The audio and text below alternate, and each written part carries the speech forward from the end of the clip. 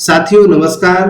बच्चों के द्वारा किए जा रहे अभ्यास टेस्ट पेपर का मूल्यांकन किस तरह से करें, इसके लिए हमारे बहुत सारे शिक्षक साथियों के कमेंट्स आ रहे थे। तो इसी संबंध में ये वीडियो है। इसमें जैसे बच्चा जो एग्जाम के रूप में इस टेस्ट पेपर को करता है, इसमें 3 भाग हैं। भाग हिंदी, पर्यावरण और गणित, तीनों के ही 10-10 प्रश्न हैं। इसके लिए हिंदी में करने के लिए एक पैराग्राफ होगा, पैराग्राफ से संबंधित 5 प्रश्न हैं। तो पैराग्राफ को पढ़े, इसी में उन पहले 5 प्रश्नों के आंसर छुपे हुए हैं। जैसे दी गई कहानी का मुख्य पात्र कौन है, तो गिलहरी, इसका आंसर हो जाएगा बी। इसी तरह से नल कहाँ लगा था, दीवार के किनारे। तो इस तरह से ये पहले प्रश्न पर आधारित 5 प्रश्न है, इनके ये सामान्य उत्तर है। इसी तरह से दूसरा जो गद्यांश दिया गया है, इससे संबंधित भी 5 प्रश्न हैं। इन 5 प्रश्नों के ये सामान्य उत्तर दिए गए हैं, तो इसके आधार पर हम उनके प्रश्नों का मूल्यांकन कर सकते हैं। इसी तरह से पर्यावरण में भी हमने पढ़ा हुआ है, हमारे सब आसपास की ही बातें इसमें हुआ करती हैं। तो इनको चिड़िया अपना घर बनाती है किससे, पैर से, आंख से, पंख से, तो चोंच इसका आंसर है। नेक्स्ट क्वेश्चन है, जानवरों को उनके आकार के अनुसार बड़े से छोटे क्रम में रखा गया है, कौन सा क्रम सही है। सबसे बड़ा होता है हाथी, उसके बाद हिरण, फिर गिलहरी। बाकी इसमें घोड़ा, कुत्ता, गाय, ये कुत्ता छोटा होता है, ये दोनों बड़े हैं, तो क्रम सही नहीं है।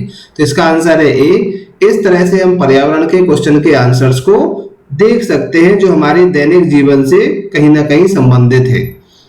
इसके पश्चात जो नेक्स्ट भाग आ जाता है गणित का, तो छोटे छोटे से प्रश्न हैं। जैसे राधिका के पास कुछ बीज हैं, यदि उसे 6 बीज और मिल जाए तो उसके पास बीजों की संख्या 16 हो जाती है। राधिका के पास कुल कितने बीज हैं, तो कुछ बीज हैं, संख्या नहीं दी गई है, 6 और दिए, 6 मिलाने के बाद 16 हो रहे हैं। तो 16 में से हमें 6 कम कर देना है, या किसके बाद हम गिनते हुए जाएंगे, 16 हो जाए तो 10 है, 10 के बाद गिनेंगे 11, 12, 13, 14, 15, 16। तो इस तरह से 6 और जोड़ेंगे तो 16 हो जाएगा। तो इसका आंसर हो जाएगा बी, 10।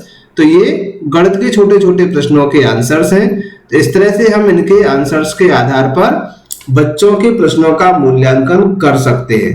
मूल्यांकन को हमें सही तरीके से करना है, बच्चे से तैयारी कराने के पश्चात ही हमें ये सारी चीजें करना है, जिससे कि हम नवंबर में होने वाले NAS एग्जाम को सही तरीके से कर सकें।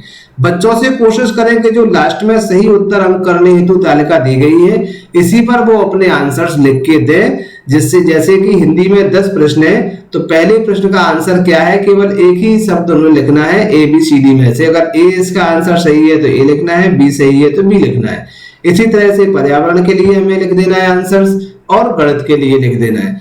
और इन्हीं के आधार पर शिक्षक उन्हें इसी एक पेज से मूल्यांकित करके इनके क्वेश्चनों के आंसर्स को हम यहाँ संख्यात्मक रूप से लिख सकते हैं। 10 में से हिंदी में कितने मार्क्स आए हैं, 10 में से जितने प्रश्न सही है उतने ही मार्क्स हम यहाँ लिखेंगे। जैसे 10 में से 5 प्रश्न सही होते हैं तो 5, 10 में से 6 प्रश्न सही होते हैं तो 6, 10 में से 8 प्रश्न सही होते हैं तो 8। तो इस तरह से हमें मूल्यांकन कर लेना है, 10 में से कितने उत्तर सही पाए गए वो संख्या हमें लिख देना है। तो साथियों, ये थी एक मूल्यांकन संबंधी महत्वपूर्ण जानकारी। इसी तरह के टेस्ट पेपर्स प्रति शुक्रवार बच्चों के लिए आते रहेंगे, जब तक कि NAS नवंबर में नहीं हो जाता।